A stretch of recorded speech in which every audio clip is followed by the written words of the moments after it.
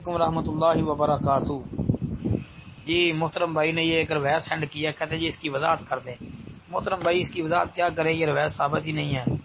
ہاں کوئی صحیح یا حسن درجے کی روایت ہو تو پھر اس کے اوپر بحث بندہ کر لے، تو یہ روایت تو بھائی ثابت نہیں ہے۔ اس کی سند میں کئی لیتے ہیں، یہ آپ کو سب سے پہلا راوی نظر آ رہا ہے محمد بن ذکریہ الغلابی، تو بھائی یہ جو ہے محدثین نے اس کے اوپر کلام کیا ہے، یہ بھی ضعیف قسم کا آدمی ہے، بلکہ بعض کے نزدیک متروک بھی ہے۔ پھر اس کے بعد عمر بن مختار، یہ بھی بڑی ضعیف آدمی ہے۔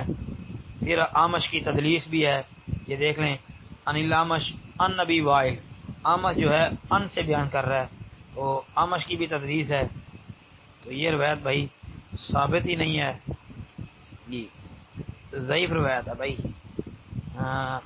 اور علامہ امام عقیلی رحمۃ اللہ علیہ نے اس روایت کو اپنی کتاب الضعفاء الکبیر کے اندر جلد نمبر 3 صفحہ 325 پر تخریج کیا ہے، جی تو یہ بھائی روایت جو ہے وہ صحیح نہیں ہے، ثابت نہیں ہے۔